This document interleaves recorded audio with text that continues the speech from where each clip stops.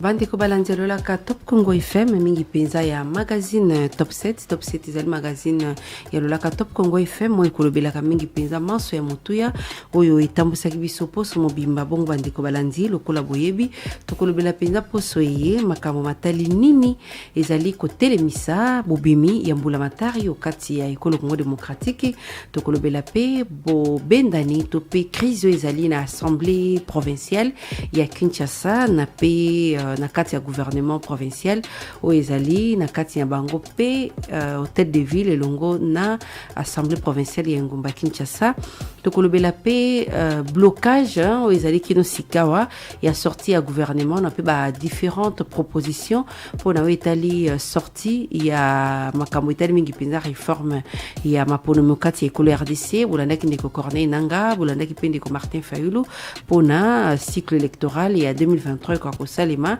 na kimia pe endima mana banso tokolobela pe makambo maimatali insécurité bolandi na assemblée nationale ndenge nini débat ezako zala conduit entre ba député pe bureau pona koluka kosilisa kokoso ezali na est ya ekolo RDC na pe ba manifestation esalemi bolandi mituka ya MONUSCO ezaki ya kotumba na ba jeune ya Beni na pe makambo maimatali mingi penza bokutani ya ndeko Jean-Marc Kabund elongo na ba kelimibeko ya Union Sacrée na boye bandeko balandi lokola momesano nazali na isingo ya koyamba pona bino mokolo malelo président évêque général représentant légal ya Église du Réveil du Congo RC en sigle ndeko Dodo Kamba Israël na yende tokolobela makambo masomana na pe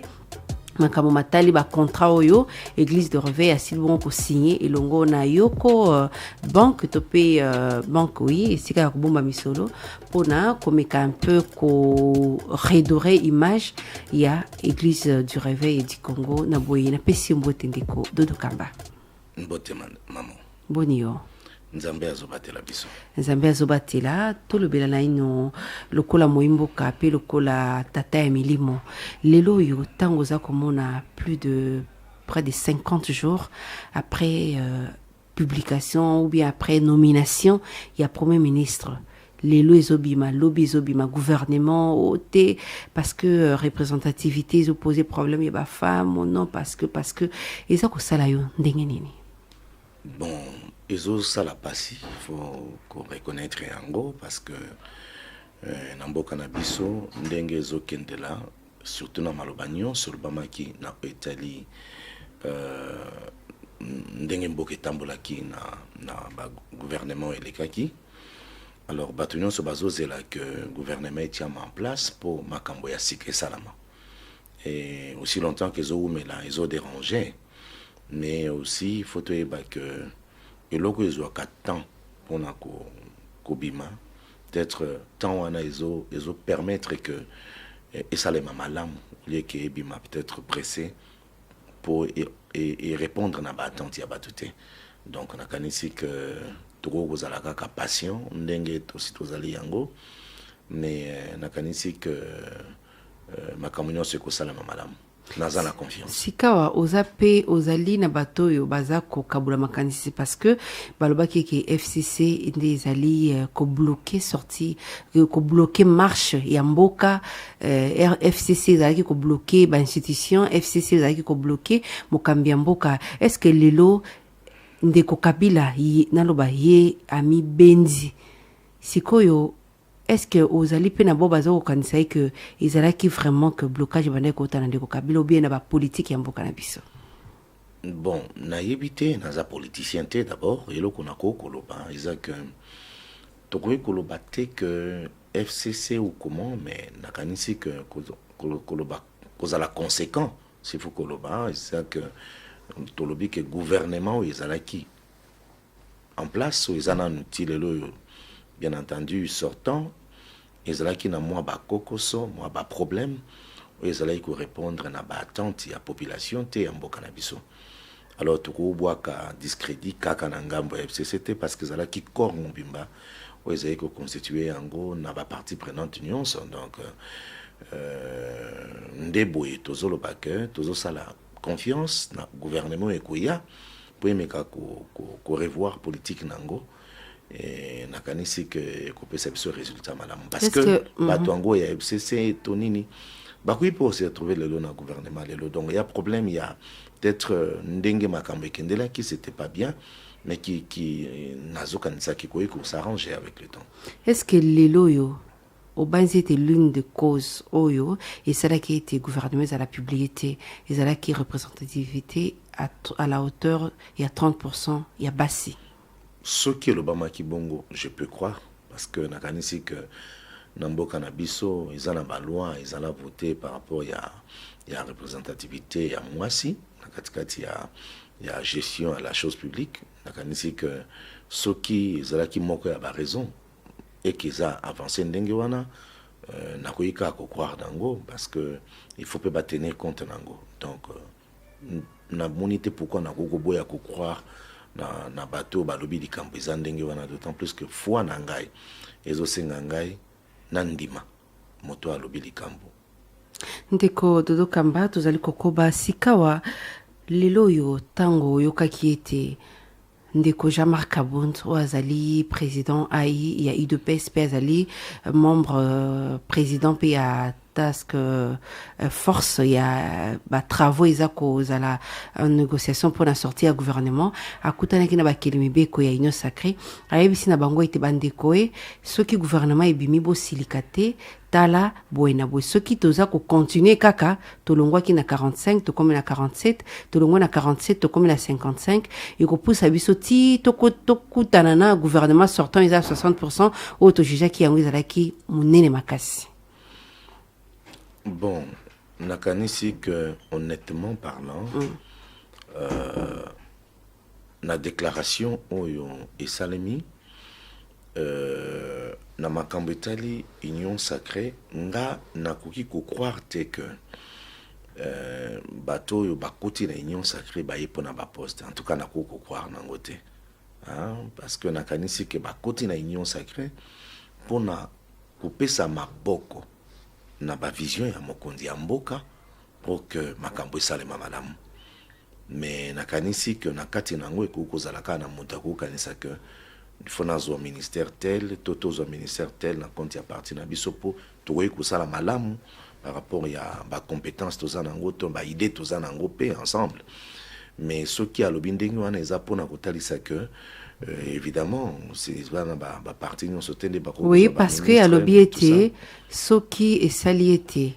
gouvernement on a ebimi bo ba se retrouver te ba portefeuille ezali ba ko la nommer comme ba mandataire. Est-ce qu'ils a été que yemoka sentir que déjà pression ça maka c'est que au cas où masole solo la mi bien te et ko za la penza à venir ya malamu ti pona union sacrée. Nakanisi que nalingi na benda mo attention ya bato, parce que tango balobaka que bato bazolinga bazwa ba ministère, il faut pas to kanisa kango toujours na sens ya mabe. Nazozo exemple ya équipe ya football po nazoka mo ata ya kobeta mo ndembo moke ya football, joueur union soit s'entraînaka a pensaka que ce qui na koti na terrain na osala eloko malamu ezaka qu'entraîner na komona te yo fofanda nanu o mususu banda ainsi de suite. Donc ba parti politique nyonso bakoko se retrouver na union sacrée bazoluka ba poste kaka pona soit lokumu to mbongo te na lingi bato ba chasser le kwa na mutu na bango, c'est parce que chaque parti a zo penser kazana ba élément azana ba bato baza en mesure ya komema quelque chose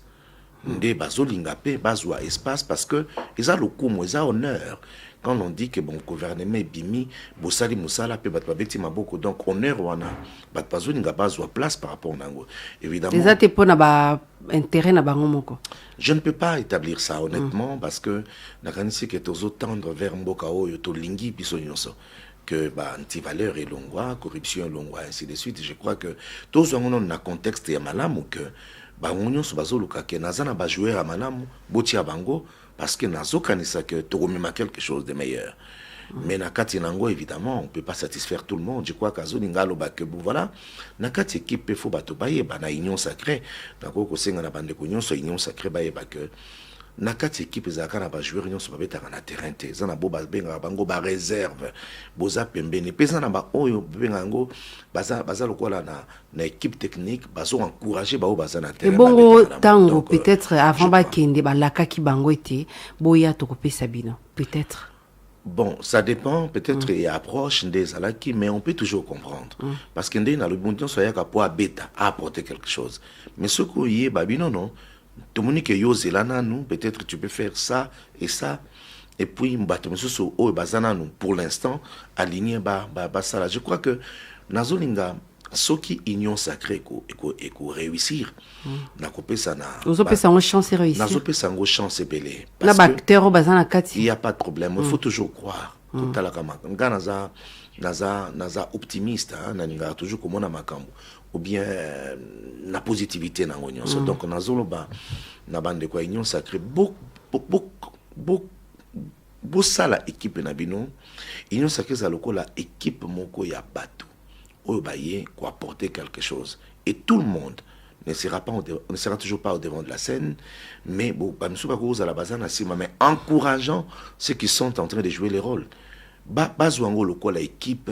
et que Moutunion ça quoi apporter quelque chose, pas forcément en étant ministre ou DG ou comment non, mais aussi en étant dedans, on peut toujours apporter par des conseils, par l'assistance et même par des critiques. Est-ce que pour nayo bato nyonso baké une sacré baké pour na quoi adhérer na vision chef de l'État quoi apporter changement ou bien baké parce que ba mona qui était il fallait qu'il kaka bakende parce que zala ki courant moko yaki pour na peut-être bolamu pour na carrière politique na bango. Pour na battre là peut-être et puis pour na ko payer sa chance mususu na carrière politique na bango. Toro ko zoignon so mwana lobby ils appellent ba élément, c'est-à-dire ils en a ba oyo ba ko ya pe pour na peut-être ba intérêt moko to benga ga égocentrique. Ils appellent na bo ba ko ya pour na peut-être pour na comme payer chance na carrière politique na bango ils appellent ma bête et ils appellent na bo ba ko ya pour apporter quelque chose. Mais nanyo sowana nazoninga na lobelo komoko mboka na biso tozana problème moko ya suspicion mingi juste ceux qui motazo ya déjà venu kopese ba intention peut-être ou ya zanangote topia chance abande konyonso. Je crois que na kolanda na discours ya chef de l'état tango parla ki na makambo union sacrée alobaki boye alobi alingia benda batunion so pembeni na ye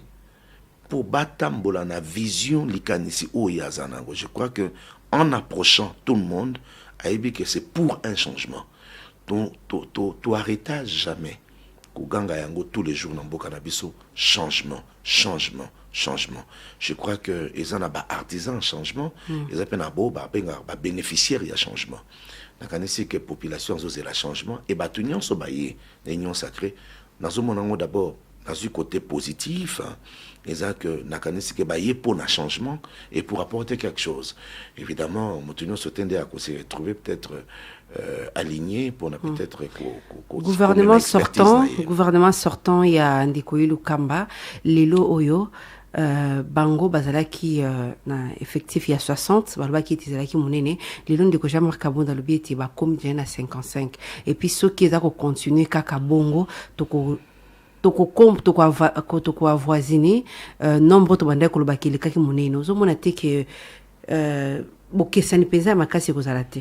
début pas inazo pesa conseil na bato union sacrée bo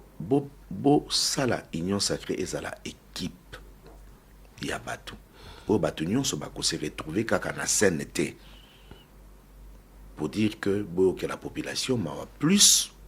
bozana gouvernement il y a bateau belé plus ba dépenses c'est énorme na ba conseiller na ba bloc belé. Donc tout le monde peut toujours jouer un rôle, pas forcément en étant ministre ou encore tout parti politique peut jouer un donc rôle. effectif à 55 et sukawana babimisana ni nous avons senga lilo pour na éviter yango il faut publication ya gouvernement seulement dans les heures qui suivent ou bien qu'on continue le sous solo pour na peuple pas oser là tango pesa ko leka pour na mandat ya chef de l'état. Ce qui n'a qu'au ça la plaidoyer, n'a qu'à tirer ma cambo, n'a qu'au loba, bah ça là effort, ça là vraiment effort, de façon que bah balongola intérêt na bango ya bango moko batika na nombre na 55 ndenge si ekomi soki na kokosala plaidoyer. Bon, en ce qui concerne la discussion, est-ce que la discussion est à 4 publication Salima ce qui est discussion avant publication, la discussion de Samanaka, c'est ce que ça sur base. Il y a Kobakisa ministre, to il y a Kobongisa salili. Ça dépend des discussions parce que valeur il y a pas discussion dans la carte, il y a bango moko. Mais ce qui par exemple, il y a pas discussion autour il y a Kobakisa ministre, na kosenga la bango ba meka kouti ango de côté pour que 55 ans ils pour nangai dans les heures qui suivent bimisa gouvernement et cause à la malam pour population ainsi à souffrir longtemps donc ici que population en a besoin à mon avis serait-ce que résultat au gouvernement ko mema na différence ya auto viva kilobi ndeko dodo kamba to kangali kambotali publication ya gouvernement dans les heures qui suivent yo ndozana bosenga parce que ndeko kabu ya bisi akibiso balambala que sortie imminente ça fait maintenant je crois 4 jours toza sekozela to banzete mbela na yeko yo kama sika to le makambo tali réforme ya seni o zala ki liboso ya bapanzi sango na poso yo eza kosila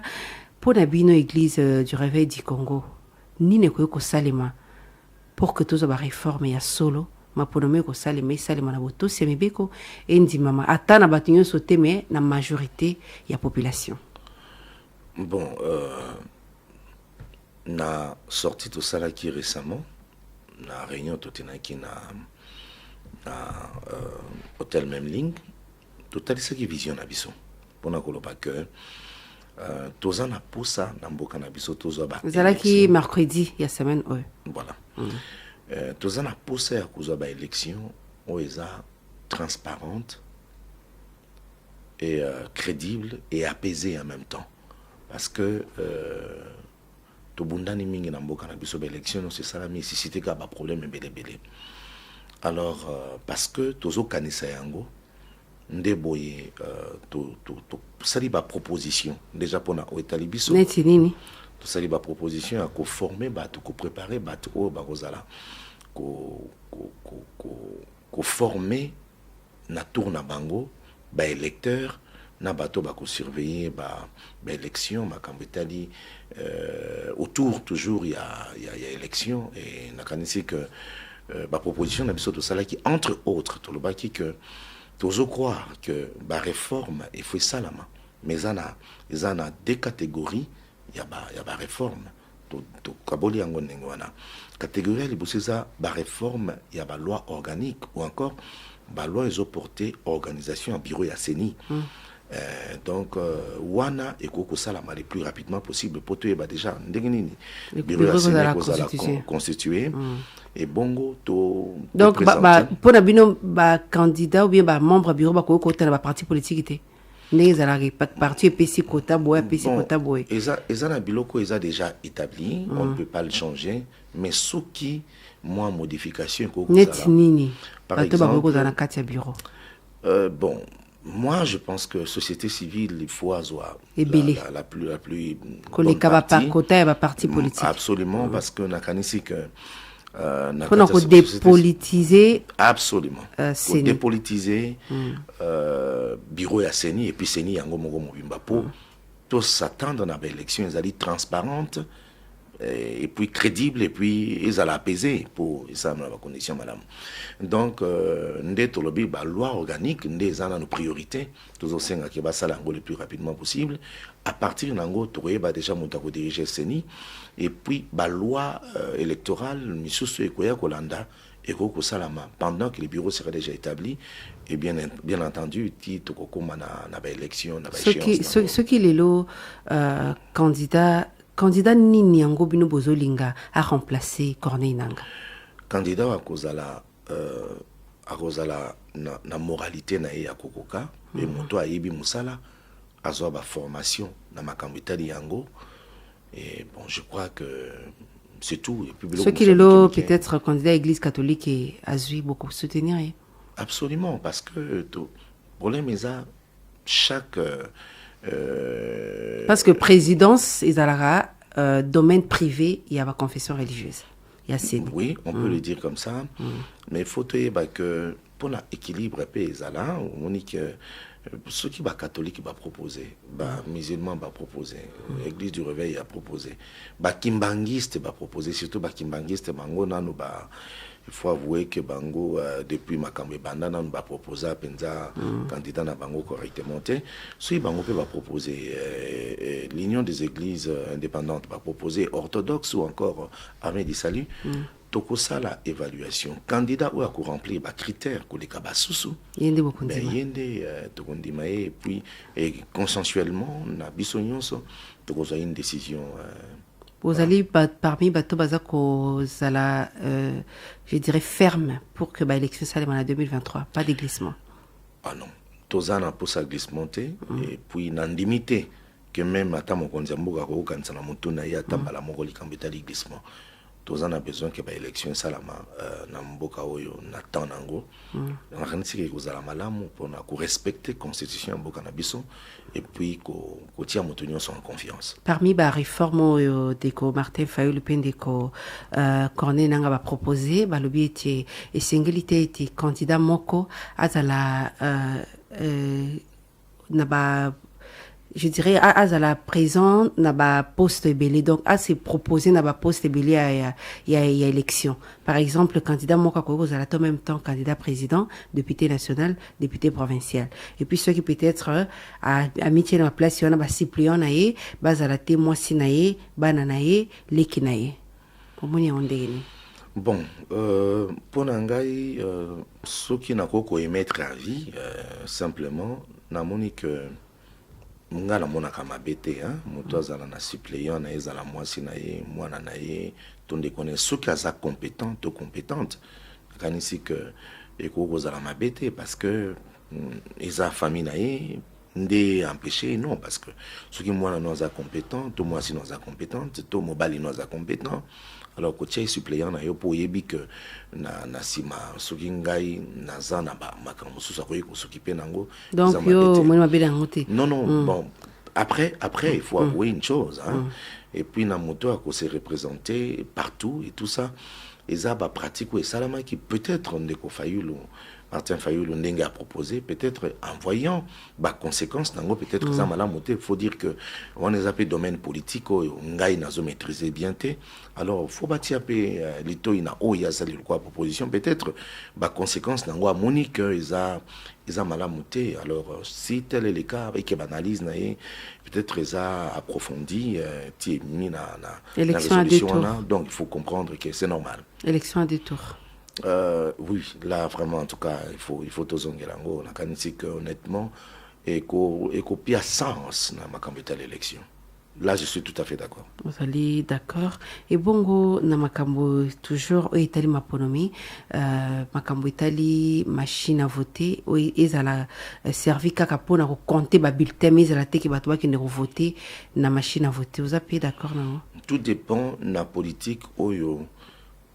CENI akoya kotia la biso na mesa pour tozala na temps makambo c'est ça ma à temps et puis de manière la plus crédible. Achevez votre question. Donc ce qui est cause crédible que avec les machines bakoyi ko contrôler en ezala très bien, il y a pas de problème. Ce qui kakatoyi cause na garantie que triche cause la il y a pas de problème mais ce qui cause na moi ba inquiétude nango alors pourquoi ne pas procéder la méthode manuel ils ont peut-être traditionnel s'il faut Corneille Nangapé à reconnaître ba faille oui c'est la machine à élection en 2018 est-ce qu'il y a un à mettre en cause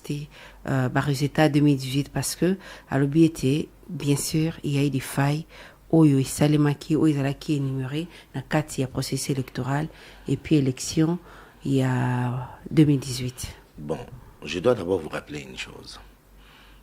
Aza Ndeko Corneille Nanga, Aza le seul à reconnaître ma faille. Aza rappeler que Abbé Malumalu en son temps, dans ma élection, a reconnu qu'il peut ma faille. Ngoyi Mulunda a reconnu qu'il peut ma faille. Et ce qui signifie que même na mokili mobimba, même les États-Unis d'Amérique, tu as dit que démocratie est à kofanda makasi. na sima ba élection ba reconnaître pe kaka ba faille. Ça veut dire que les lois même en 2023 tout ko a garanti à 100% que ba faille ko za la kate parce que nous ni sala ya bato za toujours na moi ba imperfection za katache nango. Ils ont raison en attendant qu'on remettre en cause tout le travail qui avait été fait. Mais par contre, ils ont pu s'abisso maïle, doit améliorer qualité prochainement. Ce qui a ta faille et cause là, mais à la moquer pour poser des problèmes jusqu'à ce que tu puisses atteindre la perfection, à la manière des hommes, bien sûr. Crise dans l'Assemblée provinciale. Vous allez motovana kana ingo Kinshasa, vous allez moimbo kana ino na yambo kozala tata ya milimo, uza komona yango ndenge nini crise oiza entre ba institution oiza kokamba ville ya Kinshasa. Bon, nazo ko mettre ba réserve na kolomananga parce que nazo rappeler toujours que naza politicien té. C'est-à-dire ba politicien ba mo ba yebi peut-être par raison nini mais pour nangai. Kokenda kana destitution en destitution na ba kondina bino ponanga eza solution madame te pour beaucoup destituer mutu musulelo bozu ya mi balé bologi subo destituer et après na kanisi que ponanga pourquoi ne pas arranger à l'interne biloko bogoza la bozo reprocher nango na dirigeant na bino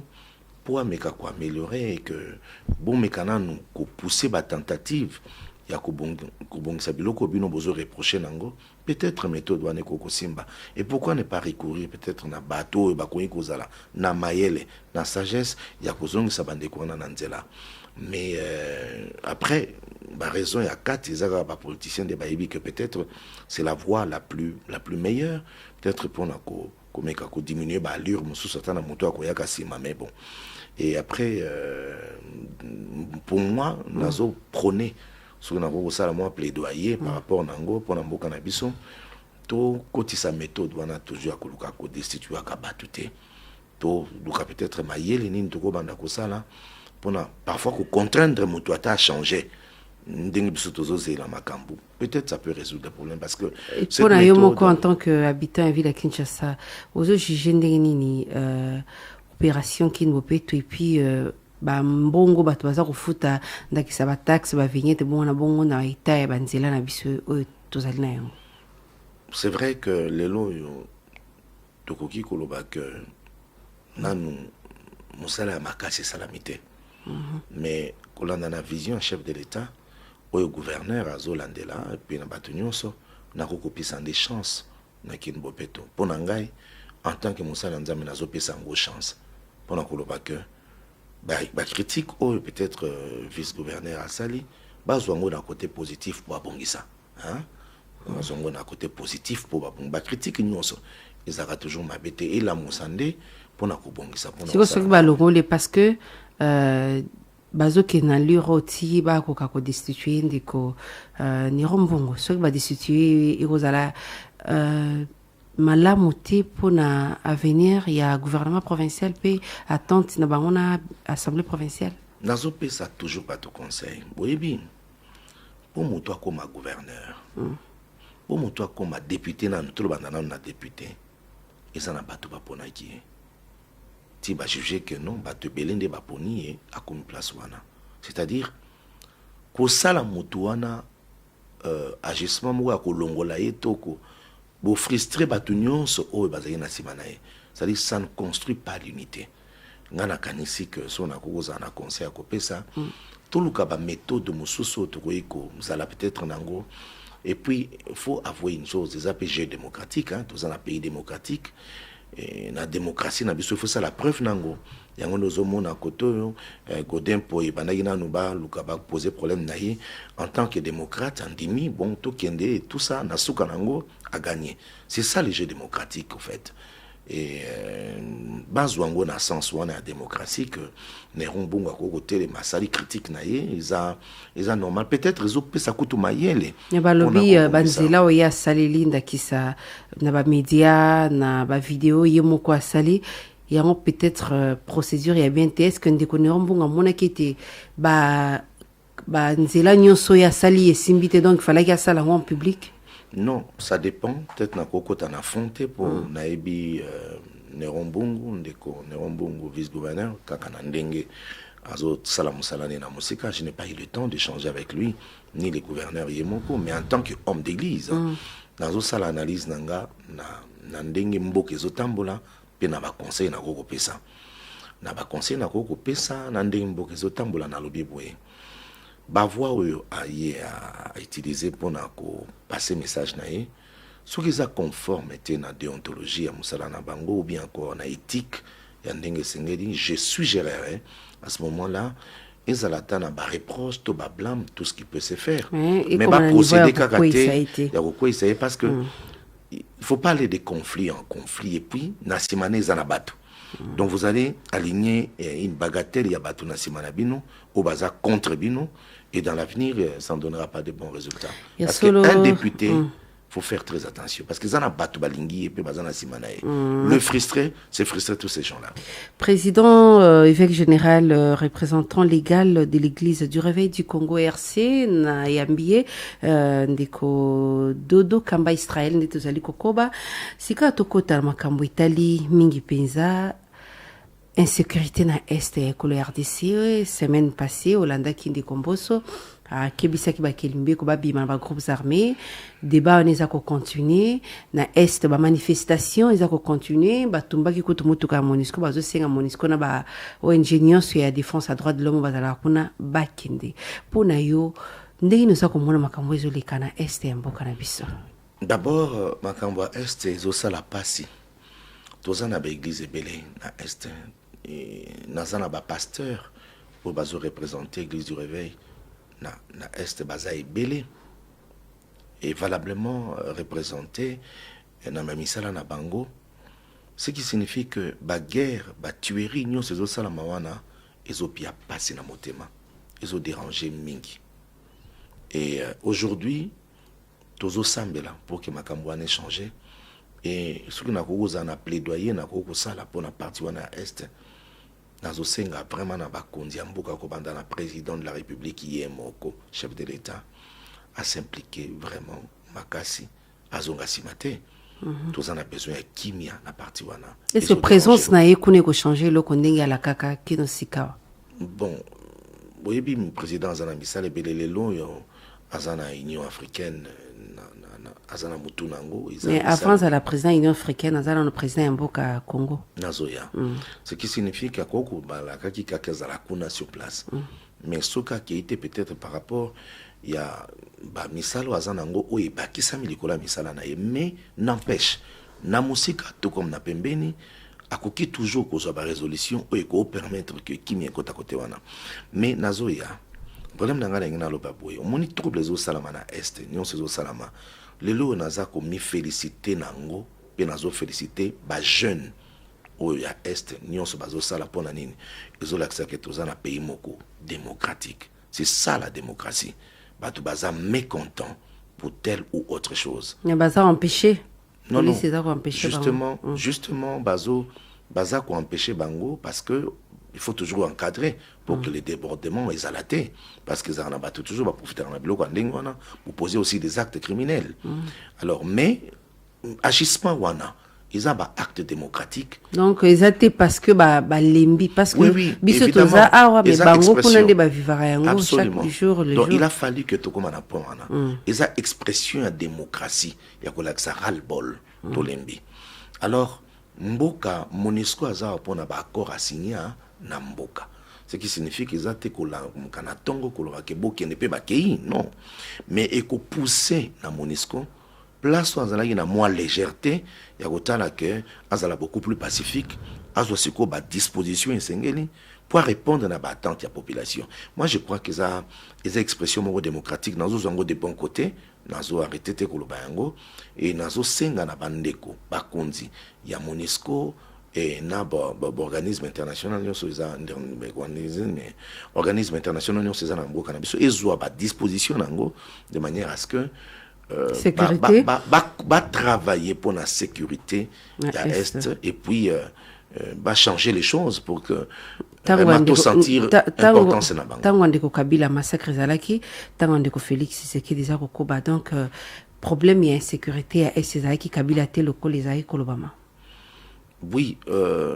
tokoki koloba ndenge wana. Oui, parce que...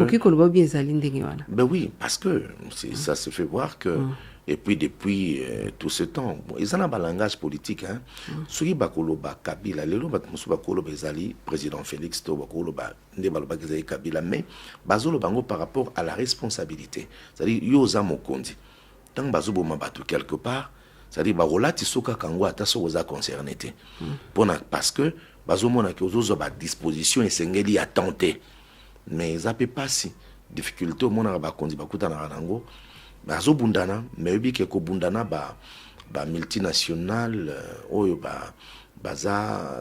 parce que déjà baza terroriste lokola rapport ya États-Unis c'est like bon kota lisa. Alors et obi ke babitumba ndenge wana bamboke belele mbana nango eza facilité donc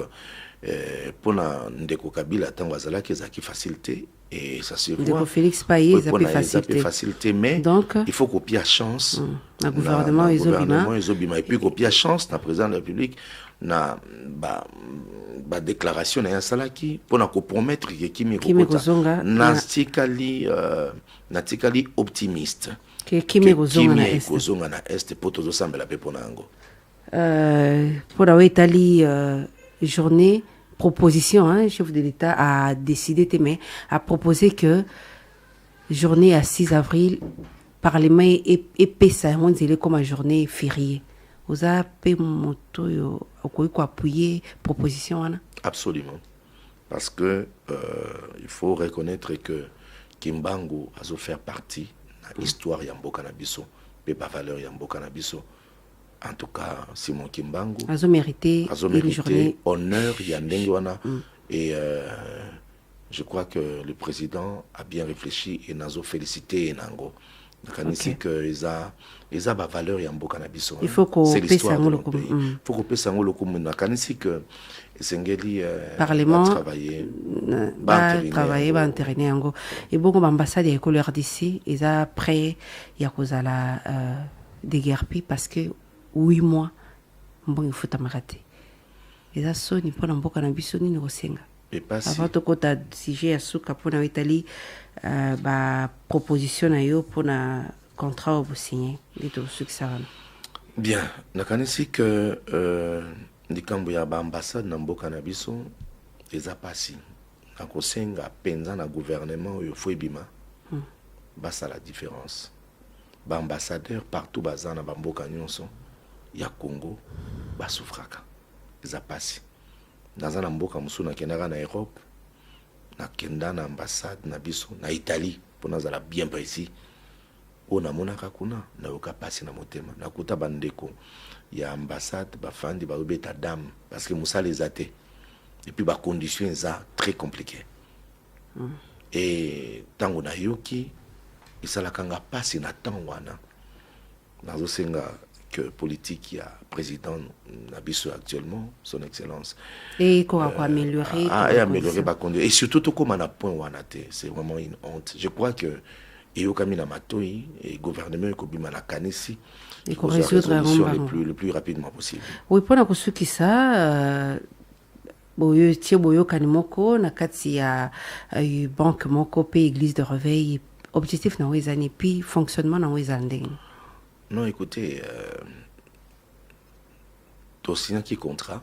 na FBN Bank, oyo bisika tozole ki ça va document na biso officiellement, o tozobenga licence pour na ba église, nyonso sur toute l'étendue de la République en son temps. Tozene ko benga ngo attestation, mais c'est quoi eza licence pour na ba église, ba membre effectif comme ba membre associé. Alors licence wana ekozouama à partir ya banque FBN Bank des contrats tout ça là qui angwana eza ba licence oyo eza qualité amikanda oyo depuis église du réveil banda na ezwate. Donc c'est pour la première fois tozwa qualité amikanda ya ndenge wana nde nazo senga na bande nyonso baza sur toute l'étendue de la République balanda mot d'ordre ya ba président provincial na bango nde ba pesi ndenge sa po moto nyonso akende à s'identifier ba enrôler pour afuta asomba licence ko somba ngo na banque na ba province oyo banque FBN banque ezate bo pesa mbongo et pa ya provincial na bino yenda ko kangisa yango en luki ville au bisika ou bien province au bisika FPN banque ezali tout comme aye nango na Kinshasa fouti azuba licence à bato pesi bango parce que dans les jours qui viennent je crois que objectif nango eza penza nini eza parce que en fait eza église union césar na mikanda nango ça fait 2 ans environ que toza na mikanda te ba mikanda nyo sakala expira alors kokota na ngai na ngai tozongela ba méthode ya ba attestation ya kosala na nzela te de tolinga ki tosalisa ba mikanda o eza sécurisé de manière à ce que ezala na valeur nango nyonso et surtout par rapport au ministère de la justice so basala biso ba remarque bene na sens wana nde tosalisi ba mikanda wana eza tout à fait exceptionnel nde na lobi moto nyonso se procurer nango parce que d'ici 1 mois nakanisi que contrôle ekozala makasi parce que ministère de la justice azosala biso pression pour te mettre de l'ordre dans le secteur na biso et service à ANER et tout avec tout ce qu'il y a dans mboka il faudrait te mettre de l'ordre donc moto ya kozwa licence na été peut-être à s'en prendre na yemoko parce qu'il y aura des mesures très très suka mutuna ya suka ni nango koyebisa na bato tilelo ba metaka en cause élection na yo na tête ya église du Réveil du Congo non na koyebisa bango est associé à division te tous à l'ensemble vous êtes conscient que place aux aliwana manso salema kinenge salema ka puis aux mériter absolument ya solo absolument et puis je demande na bato nyonso au bazana nous tergiversant je crois qu'il est temps de se mettre en ligne et en ordre pour faire les choses correctement tuna suka ba politique mingi pena ba député à PPRD misusu ba comme kozonga ndako ozobanga te ki union sacrée à la vide na ba bayaki bon kobanga te naza moto union sacrée te naza politicien te vous avez remonté te que après sortir du gouvernement le col la misusu babandi ya kozonga ebele bazonga na ndako na koyebisa kana ba député nyonso à un certain âge il faut moi personnalité zalaka obimaki neloko ozongi nango kaka parce que bapi au poste te ça ne fait pas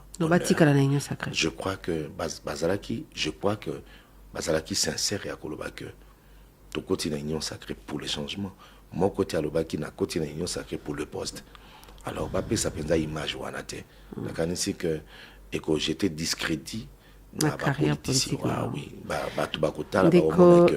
et le balanda rende za poste alors vraiment pas vendre image wana te ba vendre na union sacrée ata bazuite honnêtement pas vendre parce que il y a mingi ya kosala ezali et surtout dans l'avenir ndenge na lobaki ça lokolo équipe ce qui moto moko a chebi bina bato ba fali na ba stelemi ba sepi donc ba fada na ba ata soki bazuite bo kei bazonga honnêtement je sais pas je peux pas mais on a raison na bango mais moi je dirais je wana ya koloba ke nazala kiawa après na keya après na zongiawa ça fait pas esa personnalité te esa na